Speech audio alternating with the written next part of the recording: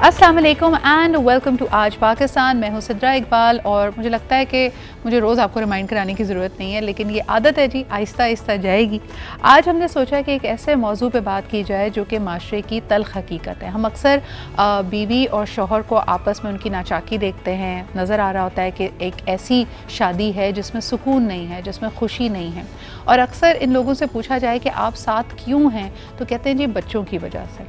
फिर एक सवाल पैदा होता है कि क्या बच्चों को ऐसे माहौल में रखना बेहतर है कि जहाँ वो रोज़ाना लड़ाई झगड़ा देख रहे हैं, जहाँ उनको ये पता है कि पेरेंट्स में आपस में बनती नहीं है, बहुत सारे इख्तलाफात हैं, लेकिन बज़ाहिर उनको एक तरह से एक्टिंग करना भी हम सिखा रहे होते हैं कि दुनिया के लिए ये एक हैप्पी फैमिली है। और दूसरी तरफ वो लोग हैं जो समझते हैं कि नहीं जी, ज़िंदगी एक ही दफ़ा मिलती है और हस्बैंड एंड वाइफ अगर अपनी ज़िंदगी से मुतमईन और ख़ुश नहीं हैं, यानी पेरेंट्स अपनी ज़िंदगी से अगर मुतमईन और ख़ुश नहीं हैं, तो वो बच्चों की भी अच्छी तरबियत, अच्छी कफ़ालत नहीं कर सकते। आज जी हमारा ये मौजू है। सबसे पहले लोगों से इस पर राय ली कि क्या तलाक़ के मुज़िर असरात बच्चों पर पहुँचते हैं या इस तरह की इख्तलाफात भरी ज़िंदगी से बेहतर है कि वो अलग हो जाएँ, और ये एक अच्छा असर उनके ऊपर एक डिवोर्स का पड़ता है, क्योंकि दोनों पेरेंट्स अपनी अपनी ज़िंदगी में खुश हो जाते हैं, मुतमईन हो जाते हैं।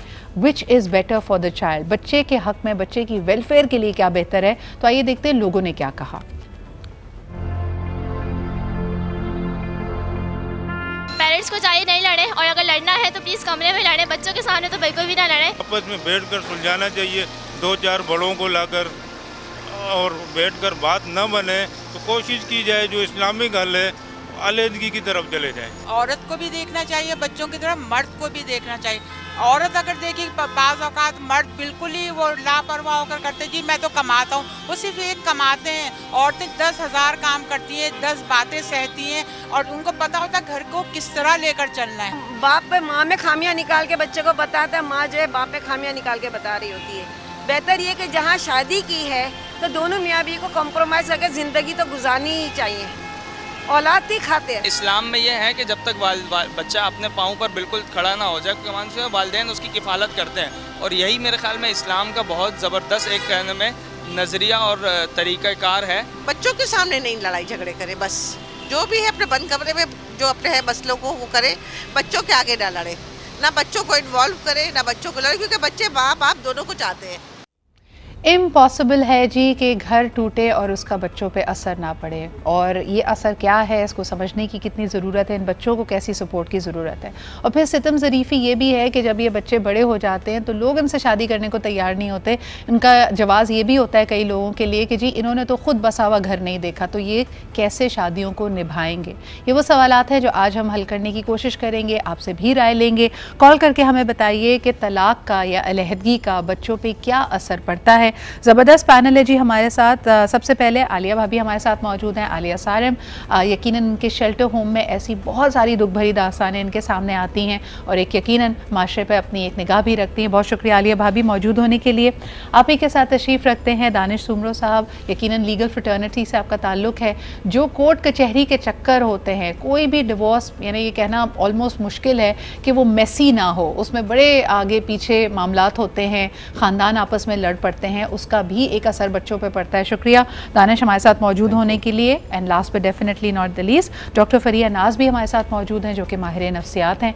बच्चा कई दफ़ा अपने जज्बात का इजहार नहीं कर पाता, तो कैसे समझें कि वो इस अलहदगी का या अपने माँ बाप के अलग हो जाने का क्या असर ले रहा है। बहुत शुक्रिया फरिया आपके भी मौजूद होने का। दानिश सबसे पहले अगर आपसे पूछूँ, कोर्ट कचहरी कि जब चक्कर लगाने पड़ते हैं, या फिर अगर कस्टडी के लिए लड़ाइयाँ हो रही हों और जो मीटिंग आवर्स हैं वो कोर्ट में ही डिसाइड हों कि जी बाप या वालिद आके मिल सकता है लेकिन कोर्ट में मुलाकात होगी, क्या असर पड़ता है बच्चे पर? जी, इसका बच्चों पे बहुत नेगेटिव असर पड़ता है। एक्चुअली कोर्ट का माहौल जो होता है वहाँ पे क्रिमिनल्स भी होते हैं, और इस चीज़ में पेरेंट्स को इस चीज़ का ख्याल रखना चाहिए कि अपने जो पर्सनल ग्रजेस हैं उनमें बच्चों को यूज़ ना करें। अब हमने काफ़ी बार ये देखा है कि सिर्फ़ और सिर्फ अपनी वाइफ को टफ़ टाइम देने के लिए कि वो बच्चे को कोर्ट तक लेकर आए, शौहर जो है वो शॉर्ट मीटिंग्स रखवाता है, और हालांकि वो आउट ऑफ सिटी होता है, पर वो जानबूझ के कि वो आए, उसको टफ़ टाइम मिले, वो सफ़र करे कोर्ट तक पहुंचने के लिए, तो इस चीज़ में बच्चे बहुत ज़्यादा पिसते हैं। तो हमें इस चीज़ को, मतलब हम क्लाइंट्स को यही मतलब गाइड करते हैं कि अपने पर्सनल ग्रजेस अपनी जगह पे, पर बच्चों को जो है इस चीज़ में इन्वॉल्व ना करें। आपकी तो देखें डाइवोर्स हो चुकी है, आप अलहदा हो चुके, अब आप एक दूसरे को क्या नुकसान पहुंचा सकते हैं? इसका सारा नुकसान जो है बच्चों को ही पड़ रहा होता है। अच्छा, ये जो नया बिल इस वक्त आलिया भाभी आया है जिसने ख़वातीन को मज़ीद तहफ़्फ़ुज़ दिया है कि अलहदगी के बाद, डिवोर्स के बाद ख़ातून के पास अपने मेल चाइल्ड को यानी बेटे को 7 साल की उम्र तक रखने का हक हासिल है और बेटी 16 साल की उम्र तक माँ की कस्टडी में रह सकती है। आप समझती हैं कि इससे बेहतरी आएगी, या एक 7 साल का बच्चा भी काफ़ी कमसिन बच्चा होता है, उसके सामने भी अगर एक दफ़ा फिर उसको इस धचके से गुजरना पड़े कि माँ को छोड़कर वालिद के पास जाना पड़े, क्या असर पड़ेगा उसकी शख्सियत पर? देखिए, ब्रोकन फैमिली में बच्चों में मोस्टली एहसास कमतरी और एहसास महरूमी कोई ना कोई चीज़ जन्म ज़रूर ले लेती है। डिपेंड करता है कि जिसके पास बच्चा है, अगर बहुत स्ट्रॉन्ग तरीके से उसको लेके चल रही है तो वो बज़ाहिर उसको ओवरकम करे, लेकिन अंदर एक पर्सनालिटी में वो चीज़ ज़रूर रहती है। क़वानीन बहुत बनते हैं, बहुत अच्छे बनते हैं, लेकिन ये जो जज्बात है ना, ये जज्बात किसी कानून के तहत नहीं चलते, ये किसी कानून को नहीं मानते। बच्चों को दोनों ही लोग चाहिए होते हैं, और कानून में ये है कि कानून के ज़रिए हम लोगों को अलग कर सकते हैं, जैसे डिवोर्स कर सकते हैं, खुला करवा सकते हैं, लेकिन कानून के ज़रिए हम 2 दिलों को जोड़ नहीं सकते। अब कानून ये तो कर सकता है कि भाई 7 साल तक बेटा और उसके बाद बच्ची को ज़्यादा टाइम के लिए दिया जा रहा है, लेकिन बच्चों को दोनों माँ बाप हर वक्त चाहिए होते हैं। तो वो वाली जो फीलिंग है, कानून उसकी प्रोटेक्शन के लिए क्या कर रहा है, उसकी प्रोटेक्शन के लिए कानून नहीं करेगा, उसकी प्रोटेक्शन के लिए माशरा करेगा, हमारी वैल्यूज करेंगी कि जैसे अगर अलग भी हो गए तो हम एक दूसरे की बुराई के बजाय एक बेहतर अंदाज में लेकर चलें। और डिवोर्स के बाद एक चीज मैं और आपको बता दूं औरत के हवाले से कि औरत कहाँ रहेगी मेरी सोसाइटी की, वो आमतौर से इंडिपेंडेंट नहीं होती, वो मैके में वापस आती है। तो मैके में वापस आने के बाद वही बच्चे जब देखते हैं कि मामू के बच्चे और दूसरे फैमिली के लोग साथ जाते हैं घूमने फिरने, या जब रिजल्ट डे होते हैं वो साथ जाते हैं, तो अगर बहुत आसानी से भी अलग कर दिया गया है, मियाँ बीवी अलग हो गए, कानून ने दोनों को तरीके से बच्चों को बांट दिया, उसके बावजूद वो जो चीजें बच्चे देखते हैं कि वो माँ बाप अपने घर के दूसरे साथ है, रिजल्ट कमी तो महसूस करता है ना कि भाई सालगिरह हो, चीज हो, यानी the father is not immediately available, जहाँ पे भी है बच्चा, या माँ फौरी तौर पे अवेलेबल नहीं है। फरिया, मुझे ये बताइएगा कि कई लोगों का ख्याल ये है कि जो जिसके पास कस्टडी होती है वो दूसरे पेरेंट के खिलाफ बच्चे को भड़काता है, लेकिन मुझे बताएं अगर बच्चा बहुत कमसिन भी है, मैं कहती हूँ 3 या 5 साल का भी है, वो भी एटीट्यूड्स को, आवाज़ों को, लड़ाई झगड़े की आवाज़ को, एंगर को महसूस कर रहा है, तो वाकई ये जो पेरेंट्स साथ है वो भड़काता है, या बच्चा अपनी भी सुनगुन रख रहा होता है, अपने तरीके से भी हालात को समझने की कोशिश कर रहा होता है? अस्सलाम वालेकुम। पहली बात तो ये कि बच्चे ख़ुद जो है वो सर्कमस्टेंसेस से लर्न कर रहे होते हैं। बेसिकली जब वो अपने इर्द गिर्द देख रहे होते हैं कि क्या चल रहा है, उसमें बच्चों को कोई भी चीज़ लर्न कराने की ज़रूरत नहीं होती है, वो ख़ुद चीज़ें देख रहे होते हैं, ऑब्ज़र्व कर रहे होते हैं और वही चीज़ें एब्जॉर्ब कर रहे होते हैं। उसमें डेफिनेटली जब अगर हम सेपरेशन की बात करते हैं तो उसमें क्या है, एंगर, जैसे बच्चे हैं, चाहे बच्चा 3 साल का है, 4 साल का है, 5 साल का है, टीनेजर्स की बात कर लें आप, उसमें एंगर, जैसे सोशल विदड्रॉन, ये वो सारी की सारी चीज़ें हैं जो नेगेटिव एलिमेंट्स हैं, वो बच्चे में ऑटोमेटिकली डेवलप होना शुरू हो जाते हैं। उसमें पर्टिकुलरली ज़रूरी नहीं है कि उनमें से कोई एक से पेरेंट जो है वो उनमें से इंड्यूस करे उनके अंदर की कोई नेगेटिव फीलिंग्स डेवलप करे।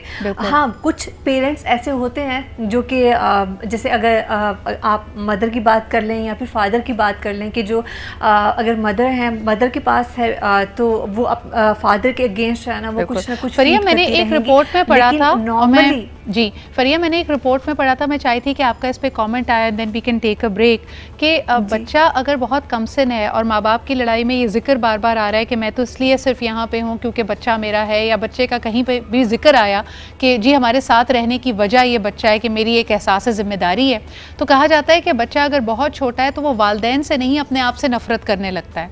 इसमें कोई हकीकत है? बिल्कुल ऐसा ही है।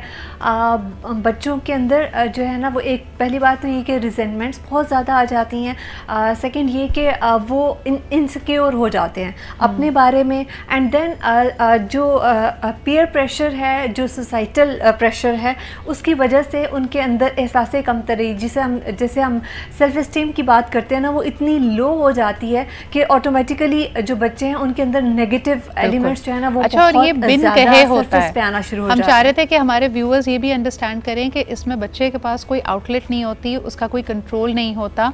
जब वो इर्द गिर्द की चीज़ों को, माहौल को अपने दस्तरस से, अपने कंट्रोल से बाहर देखता है तो अपने पेरेंट्स को ब्लेम करने के बजाय उसको लगता है कि शायद ये लड़ाई, ये झगड़ा मेरी वजह से, तो वो अपने आप को ब्लेम करने लगता है। अमूमी तौर पर अगर हस्बैंड एंड वाइफ की लड़ाई हो, हस्बैंड लाउड हो जाए तो वो चीख रहा है या गुस्से में बात कर रहा है तो बच्चे के दिल में उसका खौफ होगा। दूसरी तरफ अगर माँ को देखता है कि माँ जज्बाती हो गई, अगर रोने लगे तो जाहिर सी बात है बच्चे की सिंपैथी माँ की तरफ जाएगी। लेकिन सवाल ये पैदा होता है कि फिर इसका असर आगे क्या है। ब्रेक लेते हैं, ब्रेक के बाद ये बात ज़रूर करेंगे कि अगर इतने इख्तिलाफात बड़े हों तो क्या बच्चे के वेलफेयर में ये बेहतर है कि माँ बाप अलग हो जाएं, या फिर जो हमेशा से हमारे यहाँ रीज़न तलाश किया जाता है कि जी सिर्फ बच्चों के लिए हम साथ हैं, क्या आज के ज़माने में भी ये रीज़न वैलिड है? इस पर बात करते हैं जी एक छोटे से ब्रेक के बाद।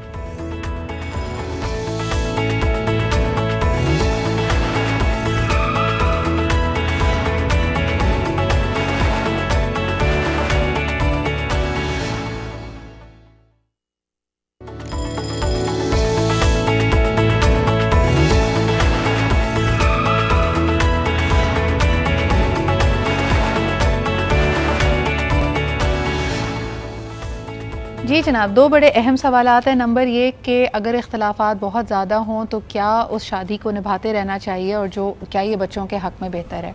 और दूसरा ये कि अभी तक तो हमने ये गुफ्तगू की कि कस्टडी के लिए लड़ाई हो रही है या ब्लैकमेल किया जा रहा है या कहा जा रहा है कि जी मैं बच्चे ले जाऊँगी या मैं तुम्हें बच्चे तुमसे छीन लूँगा, जो कि एक खौफ है लोगों का और एक उसका एक नेगेटिव इम्पैक्ट पड़ता है। कई जगह हमने ये भी देखा है कि हस्बैंड एंड वाइफ एक दूसरे से इतने उकताए हुए होते हैं कि वो अपनी राहें जुदा करना चाहते हैं और उनकी नई सर्कमस्टांसेस, उनकी नई ज़िंदगी में अपनी गुज़िश्ता शादी वाले बच्चों के लिए कोई गुंजाइश नहीं होती। आलिया भाभी, ये भी एक तल्ख़ हकीकत है कि कई घरानों में ना माँ ना बाप बच्चे को रखना ही नहीं चाहते। शेल्टर होम्स ऐसे ही तो आबाद हुआ करते हैं। मेरे पास जो बच्चे मौजूद हैं वो इसी तरह हैं कि जैसे अगर डिवोर्स हो गई है तो माँ और माँ के साथ आम तौर से जो मैंने देखा है वो बच्चों को रखना चाहती है लेकिन वसाइल नहीं होते। जैसे अगर वो मैके जाती है तो मैके वाले एक जुमला हर बहुत सारी जगहों पे ये कि तुम आ जाओ लेकिन हम उस आदमी के बच्चे नहीं रखेंगे जिसने हमारी बेटी को बर्बाद किया, या कहते हैं कि हमारे घर में गुर्बत इतनी ज़्यादा है, हम इन बच्चों को किस तरह से पालेंगे। या फिर एक वो अना वाला मसला भी होता है कि सब कुछ मौजूद है लेकिन अगर तुमने पसंद की शादी की थी तो हम इन बच्चों को साथ नहीं रखेंगे। या अगर तुम दूसरी शादी करना चाहती हो तो नया शौहर उन बच्चों को पालने के लिए तैयार नहीं है। मैंने तो दूसरी चीज देखी है ज्यादा। माएँ कहती हैं हमने दूसरी शादी नहीं करनी, किसी तरह हमें आप फाइनेंशियली सपोर्ट मिल जाए कि हम सुकून से अब इन्हीं बच्चों के साथ जिंदगी गुजारें। वो रोती हुई माएँ जो कहती हैं खुदा के लिए अब हमें जिंदगी में दूसरी शादी की तरफ नहीं जाना, हमारे बच्चे रुल जाएंगे। उन्हें सोसाइटी सपोर्ट नहीं करती, उन्हें पेरेंट्स सपोर्ट नहीं करते। बिल्कुल इंटरेस्टिंग एंगल ये है दानिश के मर्द के पास अगर कस्टडी है या तलाक के बाद उसके पास बच्चे हैं तो कहा यह जाता है कि जी उनके वेलफेयर के लिए उसने दूसरी शादी कर ली, लेकिन जो दूसरी आने वाली बीवी है वो किस हद तक इंसाफ कर पाती है इन बच्चों के साथ, आपके तजुर्बे में?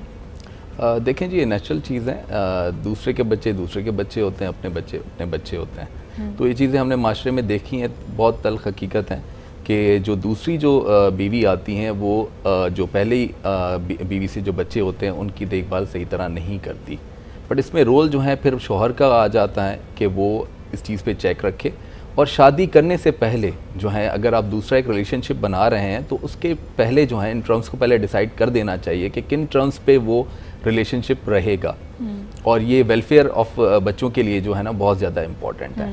अच्छा, अगर दोनों जो अलहदा होने वाले कपल है और पार्टनर्स हैं वो अलग अलग अपनी दुनिया बसा लें, अगर दोनों ने शादी कर ली है तो फिर वो इन बच्चों के लिए को पेरेंटिंग कैसे साथ में करें? फरीन, इसमें आपने क्या देखा है कि वक्त डिसाइड करें लेकिन फिर बच्चा पिंग पोंग बना रहता है, पहले उसके पास एक घर भी नहीं था, अब उसके पास दो घर हैं और कभी वो अपने स्टेप फादर के साथ है, कभी अपनी स्टेप मदर के साथ है। ऐसे बच्चों की शख्सियत पर क्या असर पड़ रहा होता है?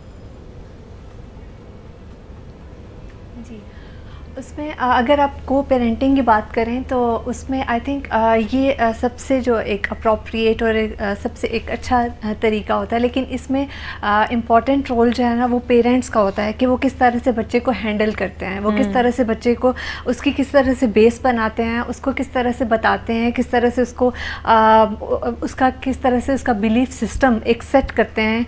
और बच्चे डेफिनेटली देखें जैसे इर्द गिर्द से जो इन्फॉर्मेशन उन्हें मिलती है वो उसके अकॉर्डिंगली बिहेव करते हैं। सो जब पेरेंट्स आप अगर वो मदर के पास है और मदर उसको पॉजिटिवली फीड कर रही है तो बच्चा डेफिनेटली पॉजिटिव ही रहेगा। अगर वो फादर के पास है तो अगर वो पॉजिटिवली फीड कर रहा है तो वो पॉजिटिव ही रहेगा। लेकिन उसमें को पेरेंटिंग जो है वो बच्चों को टाइम देना, टाइम डिसाइड करना, उससे पहले बच्चे के साथ मीटिंग डिसाइड करना, फिर उसके बाद उसको पहले उसको जैसे वो कहते हैं ना प्रोएक्टिव होके आप पहले बच्चे को उसके बारे में प्रॉपरली गाइड करते हैं, आप उसको प्रॉपरली बताते हैं कि ये इन फ्यूचर ये सब कुछ होने वाला है, इस तरह से हमने आगे इस तरह से रिलेशनशिप को लेके चलना है। जब आप बच्चे को प्रॉपर गाइडलाइंस प्रोवाइड करते हैं। इस गाइडेंस के बारे में थोड़ा सा और बताइएगा, मुझे बताएं कि किस तरह बच्चे को मेंटली प्रिपेयर किया जा सकता है कि उसके जो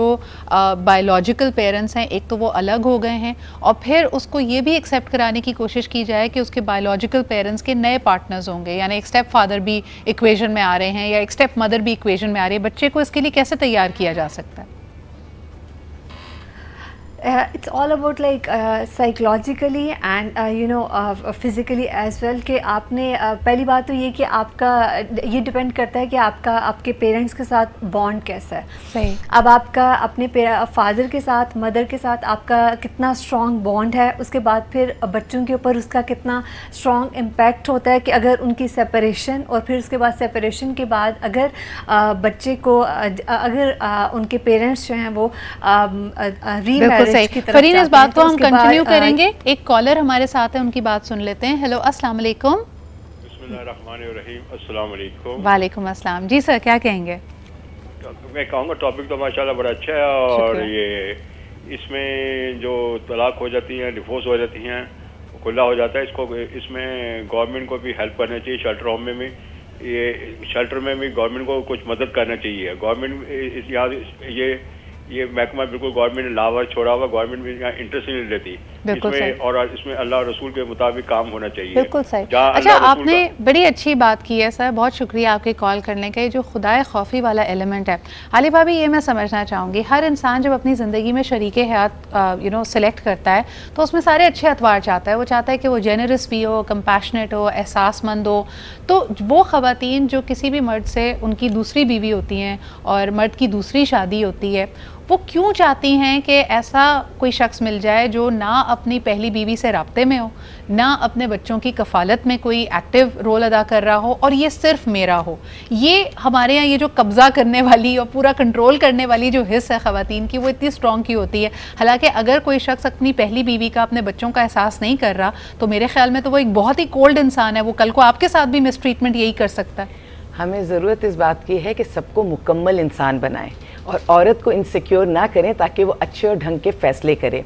और ये जो इजारादारी है ना, जिसके पास जिसका पेट भरा होता है ना, वो सबकी प्लेटों से नहीं नोचता फिरता।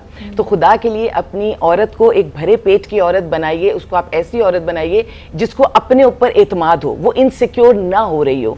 और माओं की बात की तो मेरे पास तो शेल्टर में मैंने ऐसे केसेस देखे हैं, लोग कहते हैं औरत कमज़ोर है।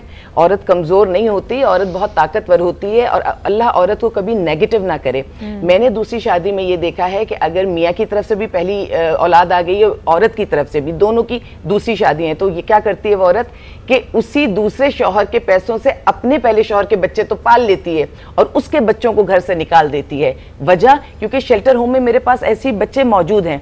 मैं भाइयों से, उन मर्दों से, उन शौहरों से ये बात करूंगी कि आप उस बीवी को रखने के लिए इतने क्यों इन्वॉल्व हो जाते हैं कि उसकी जायज़ नाजायज़ सारी बातें सुनते हैं। यानी अगर वो कहती है कि पहली बीवी के आपके जो बच्चे हैं वो बदतमीज़ हैं, वो घर का सारा राशन खा जाते हैं, वो मेरी बात नहीं सुनते, तो आपको ये बेहतर लगता है कि इनको उठा के आप आलिया सारिम के पास शेल्टर होम में छोड़ दें और उसके बच्चे पाल लीजिए जो दूसरे घर से लाइए। आप मुझे बताइए, सारी सूरत हाल में औरत कमज़ोर कहाँ है? औरत कमज़ोर नहीं है, लेकिन क्योंकि उसको बार बार उसके क्योंकि एक तो हमारी सोसाइटी ने भी औरत कमजोर, औरत बेचारी, औरत मजबूर, सारी सिंपैथी उसी की तरफ सिंपैथी इस तरह मत कीजिए।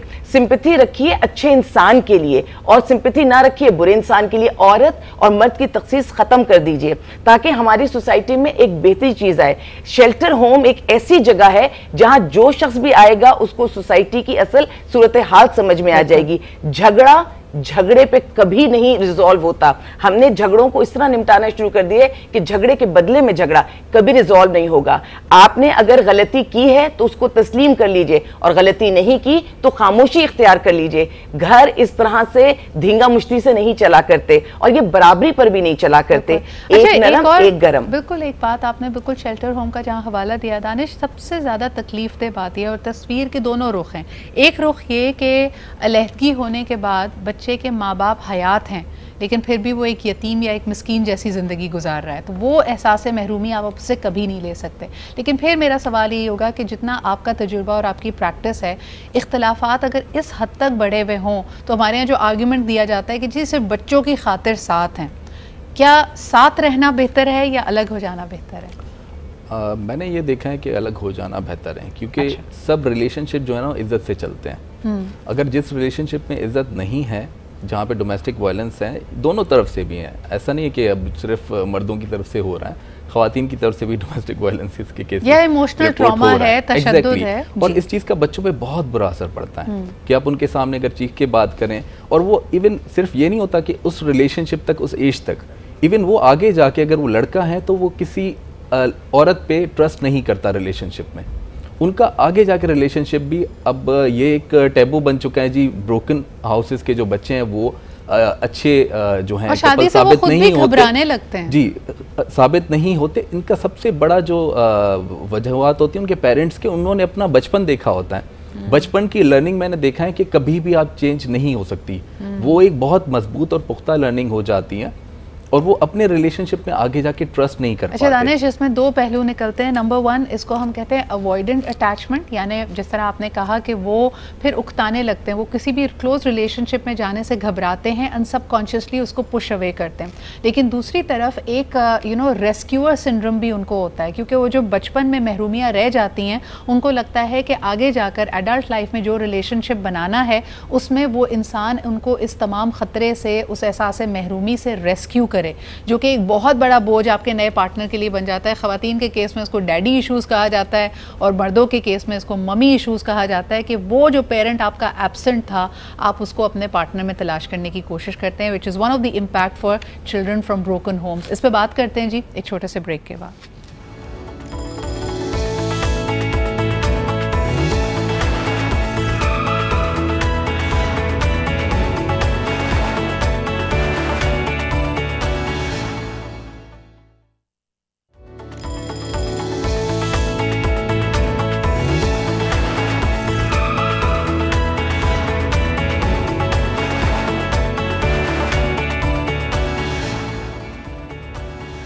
जी जनाब आली, आपको अगर अपने हस्बैंड पे बहुत गुस्सा हो भी और बात तलाक तक पहुँचे, ये कई मामलात में बराबरी नहीं हो सकती। लेकिन जी इससे पहले हम ये बात कर रहे थे कि जो बच्चे हैं जो ब्रोकन होम से होते हैं, उनकी शख्सियत पे, उनकी एडल्ट लाइफ में क्या फ़र्क पड़ता है।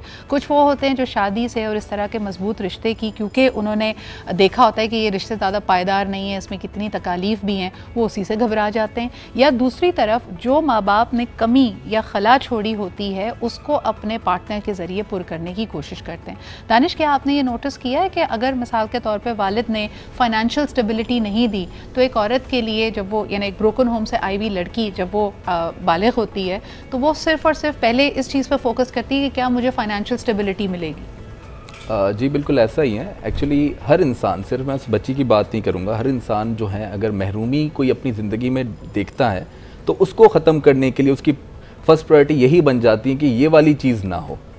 अगर वो फाइनेंशियली वीक बैकग्राउंड से हैं तो वो चाहते हैं जी मैं ऐसी जगह जाऊं जहां पे फाइनेंशियली इश्यूज़ को नहीं हो। एक्चुअली उसे ये लगता है कि सारे मसाइल की जड़ जो है ना ये फाइनेंशियल इश्यूज़ ही हैं, या सारे मसाइल की जड़ जो है ना ये डोमेस्टिक वायलेंस ही हैं, या सारे मसाइल की जड़ यही है कि औरत ही सिर्फ काम करे, या सारे मसाइल लॉयल्टी। आलिया भाभी, इसमें लॉयल्टी का एलिमेंट कैसे आता है? अगर बचपन में एक बच्चे ने तलाक इसलिए देखी है क्योंकि बाप में से या बीवी में से एक वफादार नहीं था, तो वफादारी का क्या कॉन्सेप्ट वो लेके बड़े होते हैं?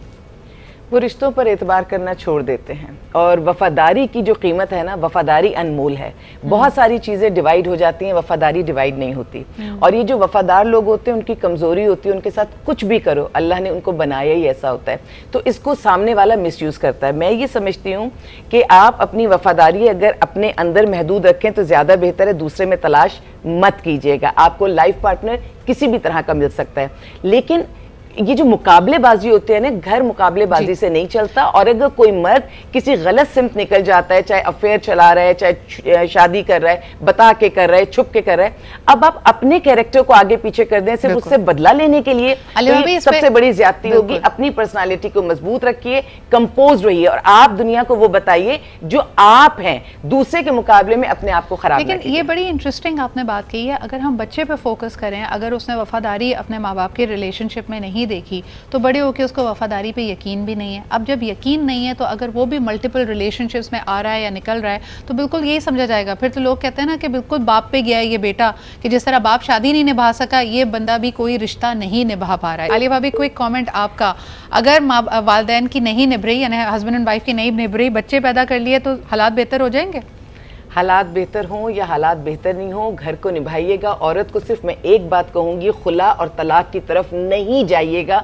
जो इस काम में अपनी अना के लिए अगर कोई तलाक या खुला लेता है, उसको उससे अल्लाह भी राजी नहीं होता। और वो औरतें जिन्होंने दूसरी शादी नहीं करनी, तो वो अपने शौहर का नाम अपने साथ अगर लगा हुआ है तो लगा रहने दीजिएगा। हाँ, अगर वो शौहर नाम लगाने के बाद आपके घर आता है, आप पर तशद्दुद करता है, आपको मारता पीटता है, बाजार में पकड़ लेता है और वो जताता है, तो अलग केस है। कुछ और बात करना चाहती थी आलिया भाभी, मैं फरीन की तरफ लेके जाती हूँ। फरीन, अगर ऑलरेडी ग्लेयरिंग रेड फ्लैग्स आपको नजर आ रहे हैं, हस्बैंड अब्यूजिव है, गाली गलोच करता है, हाथ उठाता है, शराबी है, जुआरी है, कोई ऐसी चीज आपको नजर आ रही है, लाइकवाइज खातून के लिए भी अनस्टेबल है, बहुत जज्बाती है, कोई और मसले नजर आ रहे हैं, ऐसे कपल्स को अगर कहा जा रहा है कि भाई आपसी जो इख्तिलाफात है ना वो खत्म हो जाएंगे, बच्चा पैदा कर लो, बच्चे की वजह से तुम दोनों आपस में जुड़ जाओगे, क्या आपने अपनी प्रैक्टिस में देखा है कि ऐसे कपल्स जब उनके यहाँ बच्चे हो जाते हैं तो उनके इख्तिलाफात ख़त्म हो जाते हैं?